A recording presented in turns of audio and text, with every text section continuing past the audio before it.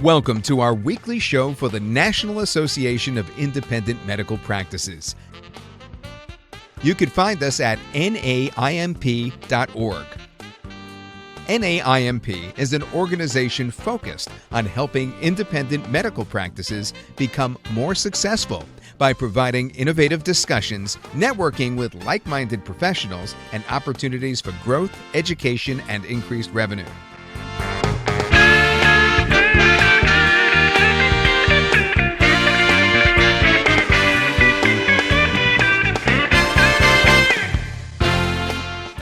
Check out our website today at naimp.org. Hello and welcome. This is Shirley Kress-Dudley. And today I'd like to welcome our guest speaker, Christian Dye. He is a senior financial advisor and educator. Christian lectures at UBC Medicine and the Sauter School of Business regarding career transitioning and financial planning.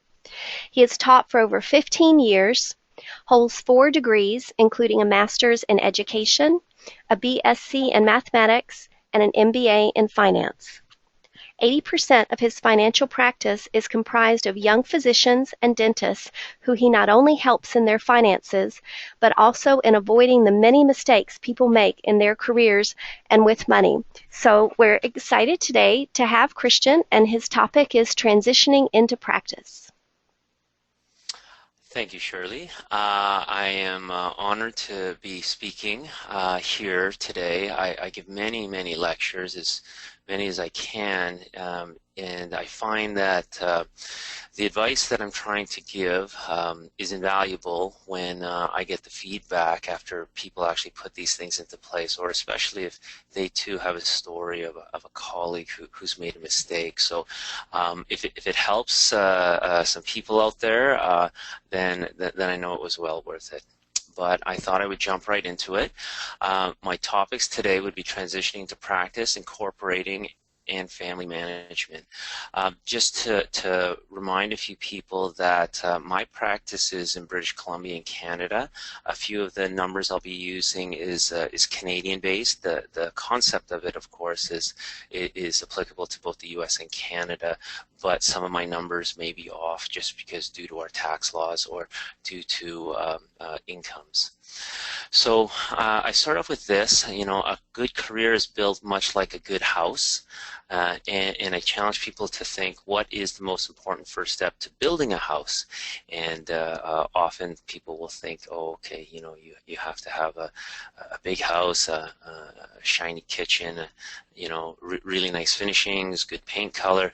But of course, a good house first has to start with a good foundation, and this is something that you cannot see, but it's something that if it's done correctly, then the house will last longer, and in times of disaster, the house will still be standing. And so what I'm trying to do is give some ideas as when you're transitioning to practice, how can you build that really good foundation?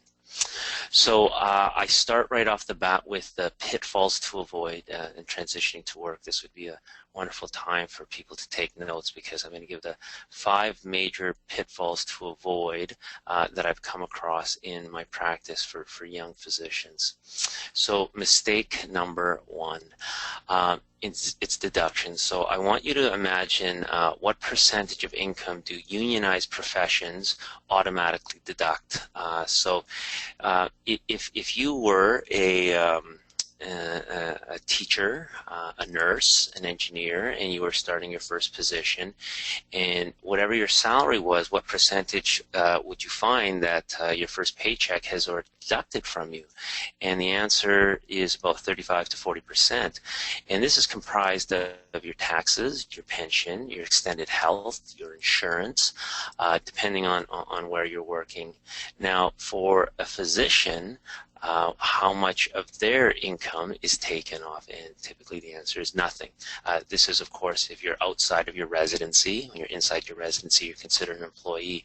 But for a young practicing physician who's outside of their residency, typically they're paid in gross, which means that nothing has been taken off. And what they find is that they have become very accustomed to that amount, and it is a false sense of wealth. And so right off the bat, one of the things that I warn is that you need to put a lot of these deductions in yourself. You have to start your own pension. You have to put money aside for taxes because that tax man is going to come and ask for it. You have to put your insurances in place. And so I think, okay, well, what is something as high as 40% of a first-year gross income based off of $120,000? Well, this is close to $4,000 per month, and it seems like an enormous amount of money because it is.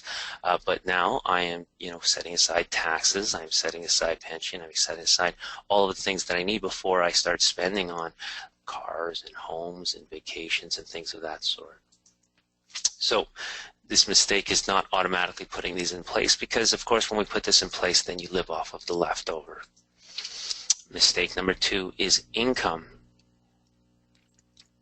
Now, a lot of people always are very enlightened by this one as well. What is the greatest determinant of wealth in your first year of practice? And hint, it is not income. So people often, I find, are chasing income. I even know some physicians who go into certain specializations just because the income is higher. Well, that doesn't create wealth. And what I'm sharing with you that what does create wealth is income ratio. And with my math background, the math is actually very simple. If you were to take your expenses and divide it by your income, you come up with a income ratio. So if you were to have an income ratio of 60%, that means you actually have 40% of income to invest or pay back loans. So this just what's not included in expenses are investments, savings, any sort of charity, or the amount that you're paying back for loans. I wouldn't count that as expenses, because the amount of income that people are often changing is the bottom number. So they want that number to, of course, be as high as possible, and there's nothing wrong with that. But when the number at the top on the expense side is just as great, what that means is you're actually not making much progress. So, for example, I have a particular client that I know of who makes an enormous income, actually $500,000 per year. But he has an income ratio of approximately 99%. So it's a very simple formula. This man is going to die poor unless he changes his ways. Even though the income is incredibly large, the expenses are too large to do anything about it to create any great wealth. So chasing income, not income ratio, is a mistake. You can have any profession, not only as a physician, any profession, and if you have a good income ratio, you will eventually be quite wealthy as long as you are doing the right things with the investments. So I have 3 stories. I call them the good, the bad, and the ugly. My first story is about a young physician named Kevin, who I've known and worked with for a while. And in residency, he had an income ratio of probably around 70 or 80%, which is fantastic because, of course, we know in residency it's not like you're making an enormous amount of money. He even was able to pay back a little bit of his loans during his residency. But the remarkable thing is when he finished his residency, he continued to live at the exact same income that he had during his residency, even though his income had gone up dramatically. So we calculated his income ratio at around 35%, which was fantastic. And as his income went up, he increased his lifestyle, but not by much. His income ratio has stayed under 50% more or less for his entire career. He makes over $300,000, so he's probably lived off of around 80 to 100,000.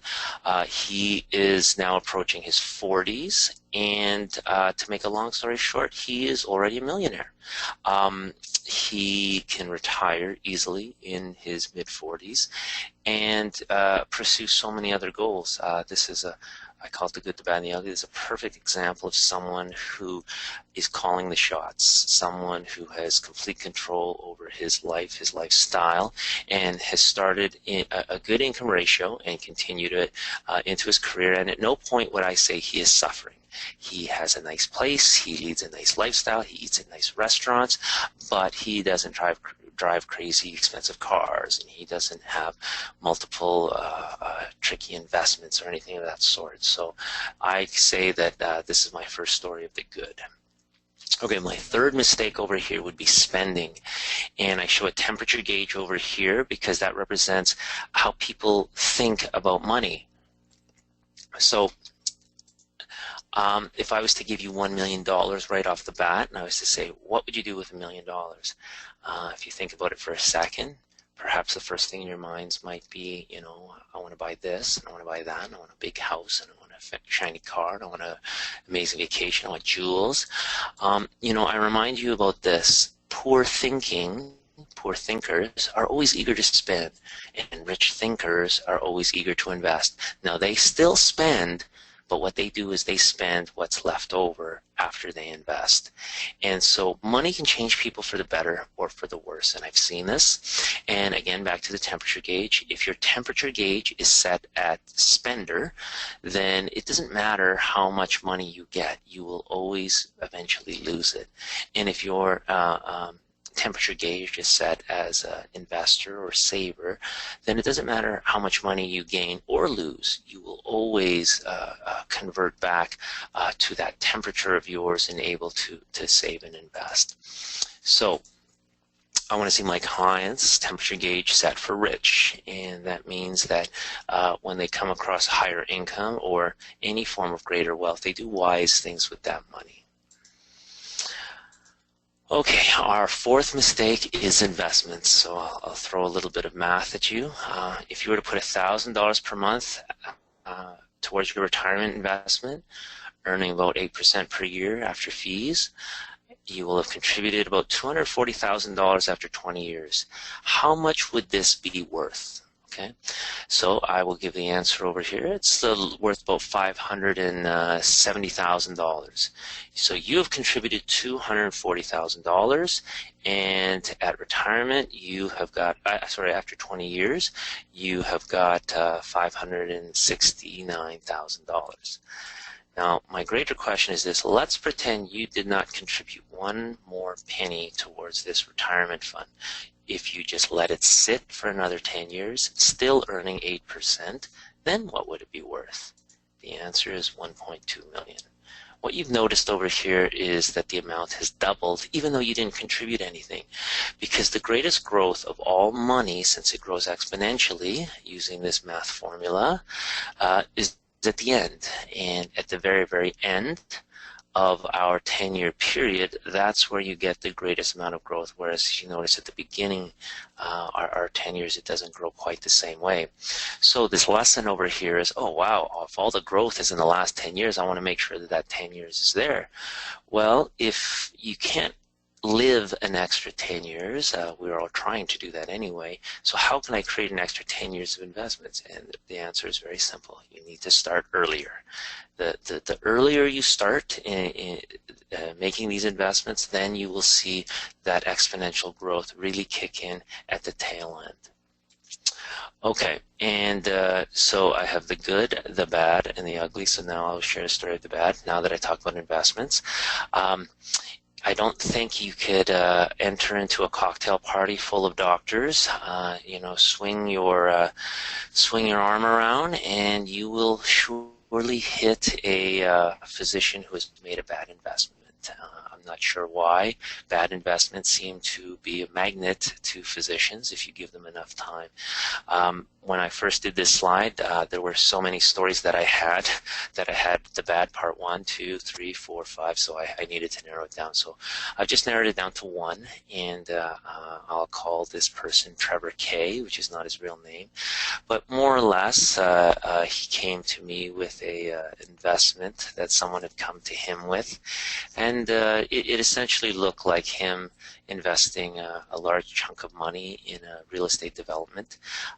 He would get his money back almost immediately within a year, and he would have a significant cash flow for the remainder of his life, on top of the fact that he will have had an asset that was worth triple of what his initial investment was. So I tripled my money within a year, and I have a cash flow for the rest of my life. Does that investment sound like it's feasible? Well, if it's a little bit too good to be true, and if you don't fully understand or have experience inside of an investment like that, I would say to stay away from it. with me and my clients, I use a get rich slow strategy. I like to not be so greedy, because the greater the reward is, the higher the risk always is. There is no easy money out there, and a lot of my clients are finding that out the hard way.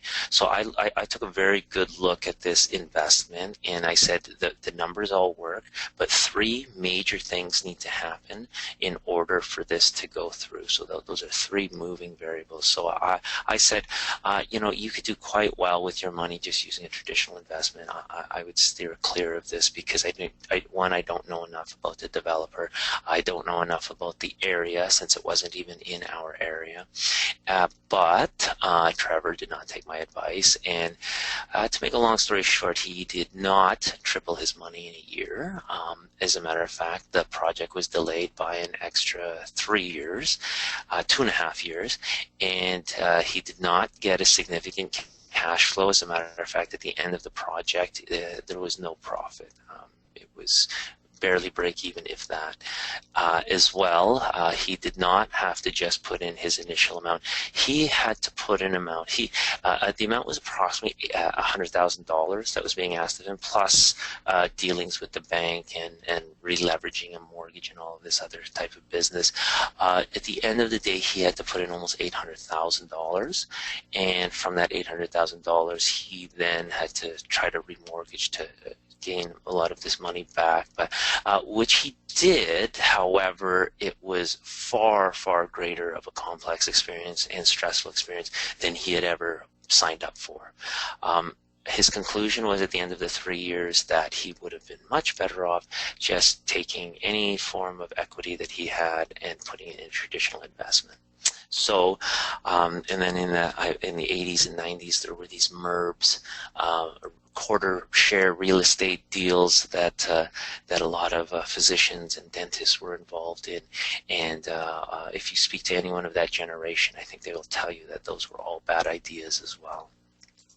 Okay, so our next one is, I want you to envision a young physician who's recently graduated and finished his residency and is offered a job, and the job is offered as this. Okay, Mr. Physician, you can take job A, which pays $150,000 annual income, guaranteed.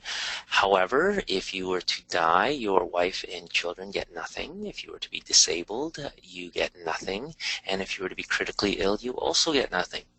Or you could take job B, and the annual income is $145,000, but if you were to die, your wife and your kids will get $2 million.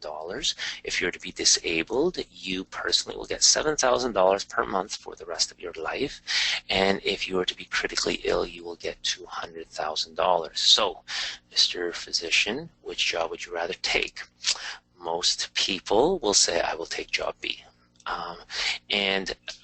What I want to let you know is that job A and job B are the exact same job. The difference is the person in job B has taken $5,000 of his income and put it towards his insurances. And of course, he's placed this all personally. So, mistake number 5, your insurance. You want to put aside the correct insurances. I always recommend those 3, life, disability, and critical illness. Many people here will put their disability insurance in place when they are in medical school, just because we have certain discounts for our medical students. So what is the cost of waiting? Why would I put this in place now? Well, the rates will increase. There are 3 things moving in the wrong direction. One of the rates, insurance rates, of course, are going up. If there is a discount, you might lose the discount. You have your age is moving. So as your age increases, insurance always costs more. And the last one is, of course, your health and your family's health. They are always moving. And in many insurance forms, they're asking not only how healthy are you, but they're seeing your parents or your siblings to see if anything is going on with their health. So that's what I call the cost of waiting. So I am a big proponent of putting your insurance in place, especially when you know you have a young family or you have an income that you're going to be dependent on. So I like to say that the mistake is not protecting your income and your assets. You've gone to school for many, many years, and you are now quite a valuable resource, not only to yourself, but to your family. So avoid the Superman syndrome, which is people who think, oh, it'll never happen to me. Okay, so the good, the bad, and the ugly. My last story is of John, who a man in his young 30s who actually lived in the area which I lived in. And earlier this year, in 2015, this young man had cancer, which he battled for, I think, a little under a year, and then he passed away, leaving a wife and 3 kids. And the community rallied around. A very loving neighbor was trying to raise funds for this young widow and her kids.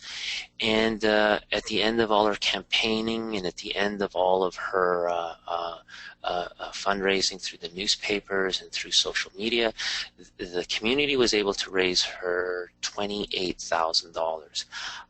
And I think that's wonderful. Unfortunately, I don't think it was a ton of money.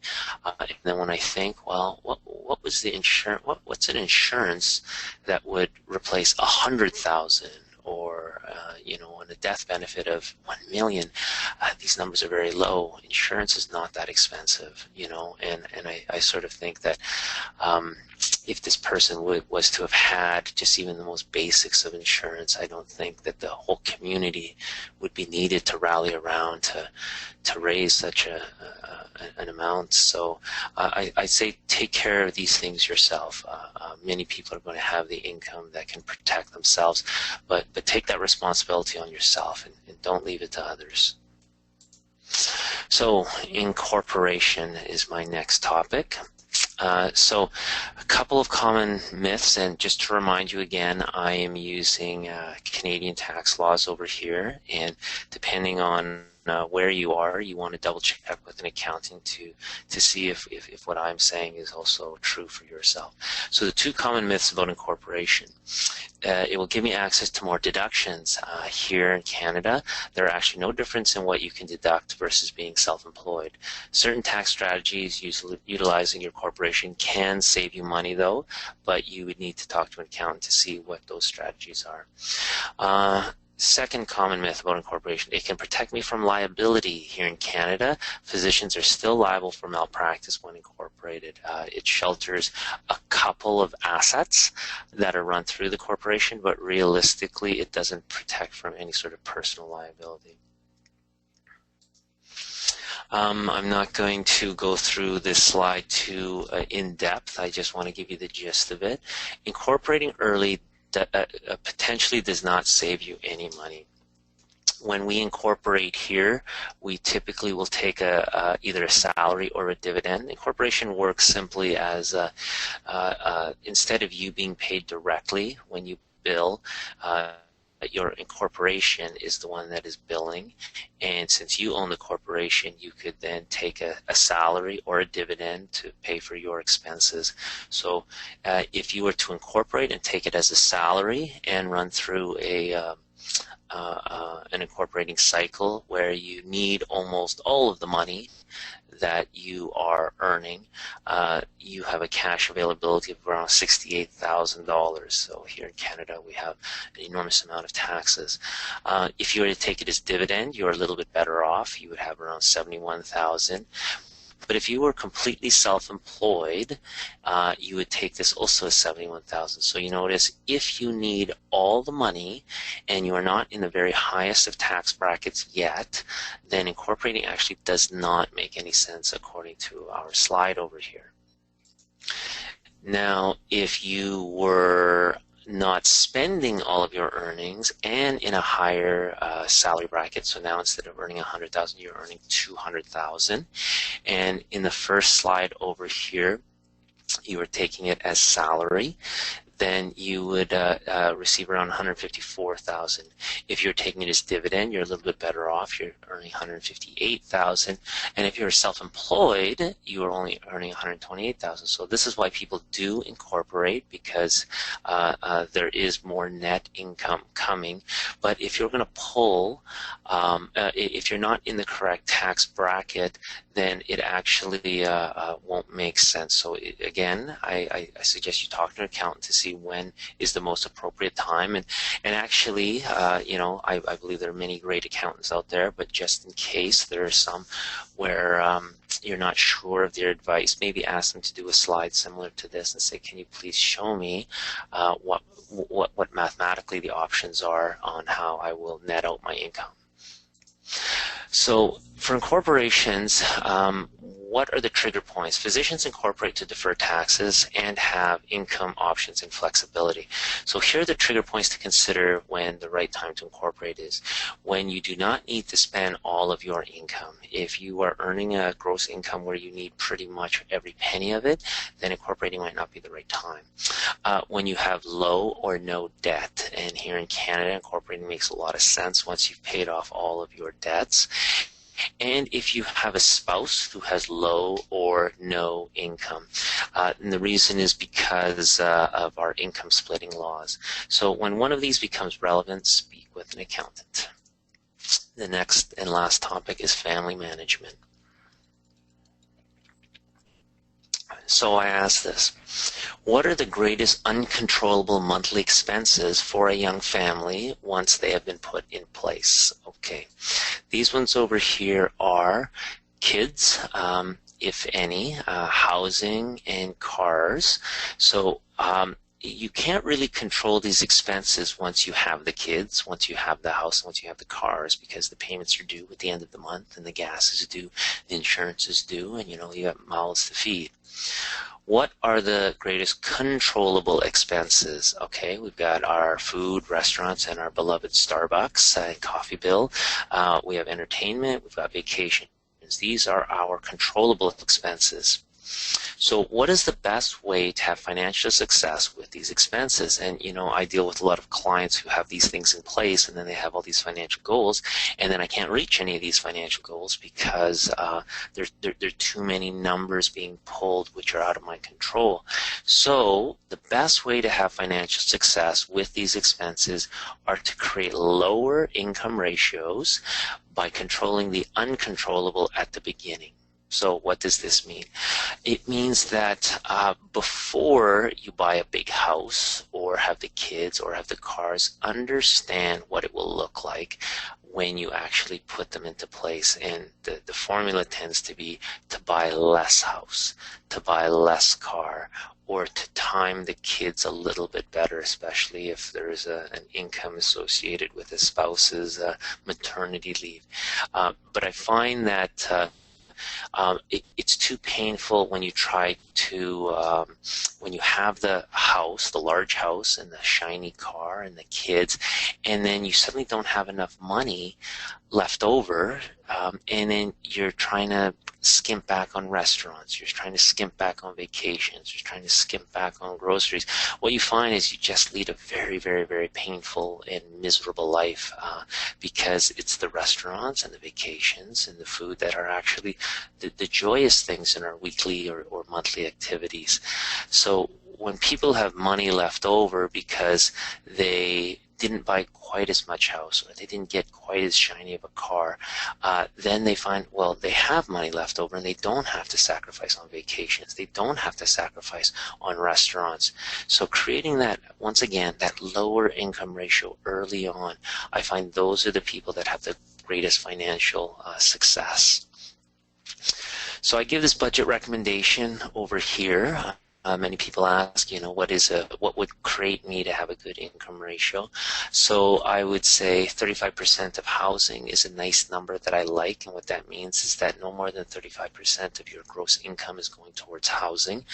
And I would like to see 10% going towards investments and savings on a bare minimum. I think if you have an income ratio of less than, of greater than 90%, then you're just not going to have enough money to create any great wealth. I also firmly believe you should have a location for charity. Charity comes in so many different forms, charitable donations, it comes in volunteering, and when people are so struggling to pay the bills and every single bill is coming in at them fast and furious, they have absolutely no time to do any sort of volunteering. They have absolutely no time or money to give to charity as well, and I don't think that's the correct way to live. So try to keep the housing down. 35% is the number that I'd like to use. Another statistic that I like is the amount of mortgage you take on should be approximately 3 times gross income. And I know that here in Canada that is very hard to do, especially with our high cost of living in certain areas like Vancouver. But I know for several Americans in cities like San Francisco or New York or different parts of Los Angeles, different parts of California, your housing is also quite expensive. So you might say, well, if I make $100,000 or $200,000 of income, then 3 times that is about a $600,000 mortgage. And then I know in some areas a $600,000 mortgage doesn't get you a lot. And I know in our area, many people struggle to find a good home for $600,000, which is insane because that is a lot of money, but that is the numbers that I'm sticking by. If you could stay close to 3 times your gross family household income in terms of a mortgage as a top number, then you're falling in line with sort of my recommendations. So what if you do not know what percentage is going towards your budget right now? My recommendation would be to track your expenses for 1 month, track them very, very carefully, and see if you are in line with the recommendations. See what percentage. You could use a budget sheet. If you don't have a budget sheet, I actually have one. I could email it to you if you'd like. It looks something like this.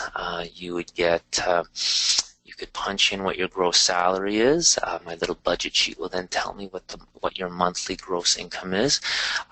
This sheet will also take into account taxes. It will automatically pull out projected income taxes. I would project an income tax rate, which of course you could change. You would then enter in the first column what your housing expenses are, your cars, your food, your restaurants, any sort of loans and entertainment. And it's a sheet that I wrote, and it basically gives me a breakdown of a recommendation. It tells me on a monthly basis for the year whether you're going to be cash flow over or under. It also tells me approximately where all your money is going to, and it gives my recommended amounts. So I suggest everyone develop a type of a budget sheet and to use it not only as to keep track, but use it as a forecast. So before whether it be your residency or your first year of practice comes into play, start playing with numbers and say, oh, I'm thinking of buying a home and this home will cost me this amount. Plug in those numbers and say, what will my budget look like? How much extra will I have left over? So for many people starting a young family, babies will come along, and in the first 5 years of marriage, couples, you have to remember, are financially crippled because they now have income going down and expenses going up. Again, the budget sheet can be used before the baby is born to figure out, well, how much will income go down and how are we going to be for the year? And will we be able to sustain our mortgage before we get the mortgage in the baby years? How many years will be taken off to raise our child? Studies have shown that raising a child from birth to age 18 costs between $160,000 to $250,000 per child. So before these bundles of joys join your family, I always say to do a stress test on your income and expenses to figure out whether you are cash flow positive or cash flow negative in those years. If you find you're cash flow negative, then perhaps you need to make some preparations, such as going to a one-car family, or not buying that expensive car, or not purchasing so much home at the very beginning, moving into a more affordable neighborhood. So after med school residency, should a resident start paying off their student loans? loans. So this question is often asked of me when I lecture to young physicians who are either entering into residency or still in the residency. I'm not going to answer this question. I'm just going to give you some clarity whether this decision is right for you. So should a resident start paying off their student loans? It depends. Of course, it depends. What is going on in their house? What are the priorities? Do they have family, housing? Is there the necessary need to travel? So I always say start with a plan, a budget forecast to figure this out. So to give you some better numbers, what's the gross yearly income for a R1 resident or an R4 or an R7? Here, I've checked the US websites. Our numbers aren't too far off. Here in Canada, an R1 will make about 50,000, and R4 about 65, and R7 around 80,000. So during your 4-year residency, we'll pretend it's a 4 years, if you paid 20% of your net income towards your loans, your debts, whether it be in line of credit or student loans, and I'm using the number $150,000 of debt, how much will you have paid off? Okay, if you put 20% of your income every single year consistently, then you will have paid off approximately 18 grand or 12%. You will still owe around 131 grand. So unfortunately, this isn't a huge chunk over 4 years.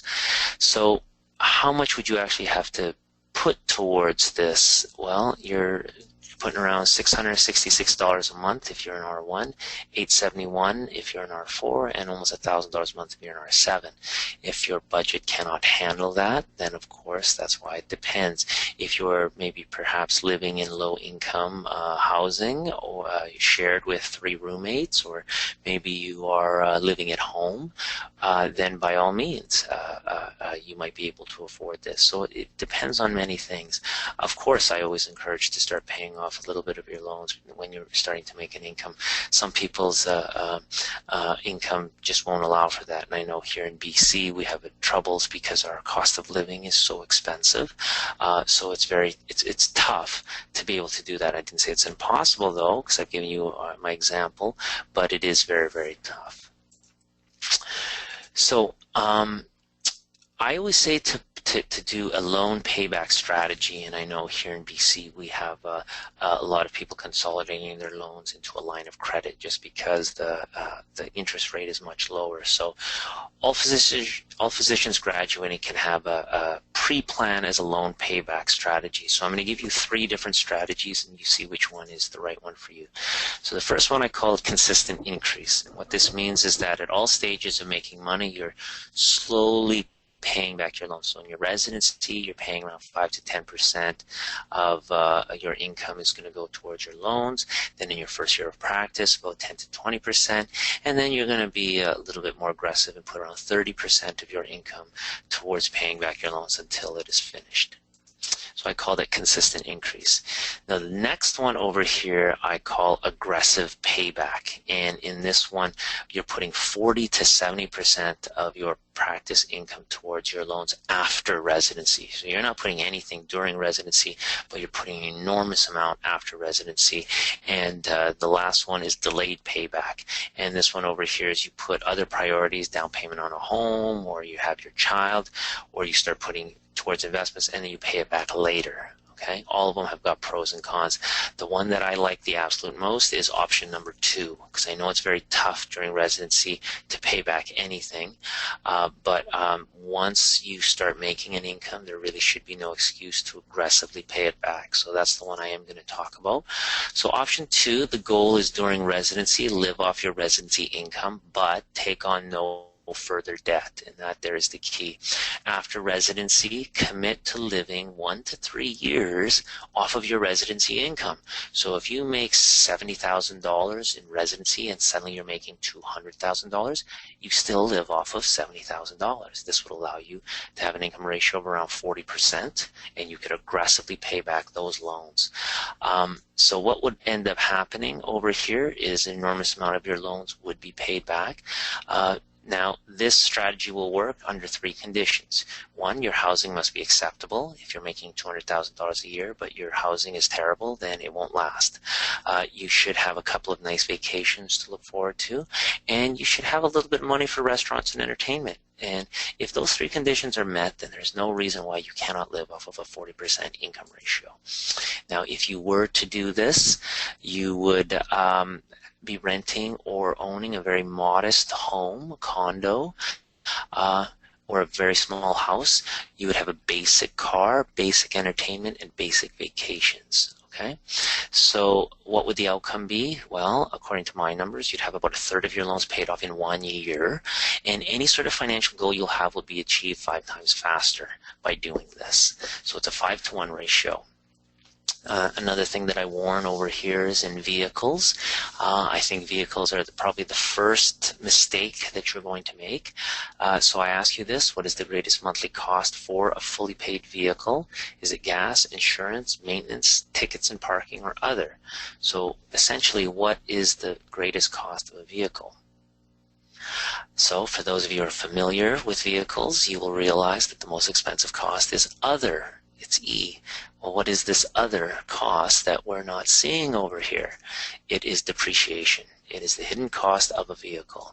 To give you some numbers over here, if you were to buy a $60,000 new BMW, okay, in the first 5 years, you're losing about $560 per month in depreciation. So if you were to buy this vehicle and sell it 5 years later, divide it by 12 for the months, divided by 5 for the years, you will have lost about $560. Now, what if you bought a $15,000 used vehicle? What is this depreciation rate over 5 years? It's about 200. Actually, the number is probably closer to 150. So it's around $150 to $200 a month on average in depreciation. So here, cars will always depreciate, but how much depreciation do you want? In my opinion, $500 per month is a lot of money to depreciate on top of paying the gas, the insurance, the maintenance, and the tickets and parking.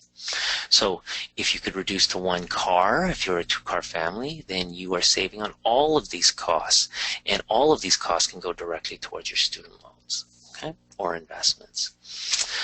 So in conclusion over here, my quick little checklist is items to put in place when transitioning into practice is a budget forecast to see what the coming year will look like using some form of a budget sheet. Put those insurances that you need to be put in place before you start living off of that income. Any sort of tax planning to see when the right time to incorporate is. And of course, you would need a lawyer when the time is right to incorporate. I give a quote, "Fortune favors the prepared mind," by Terrence. And I'd like to thank you for having me, and I wish you all the very best of luck. I give my my contact information for anyone who might have some follow-up questions. I'm always happy to answer them, and I hope that the information that I've given you today is useful. It was a bit of a buffet. I hope you could pick and choose what you found to be the most valuable, and I wish all of you the very best of luck in your careers. I think that done correctly, you could have a very, very stress-free financial life. So good luck and God bless. Christian, thank you for that great information. And if you'd like more information from Christian or that budget sheet that he offered, his email is cdy@latitude-west.ca. And you can also go to the NAIMP website and watch the slides, pause on some of those interesting charts and information that he covered, and also see his email there. And his cell is 604-202-9178. And I know that this is going to be a podcast and webinar that that my son is going to listen to too. So I think this is good for not just physicians and dentists, but everyone beginning a career and hearing this good advice. So Christian, thank you very much.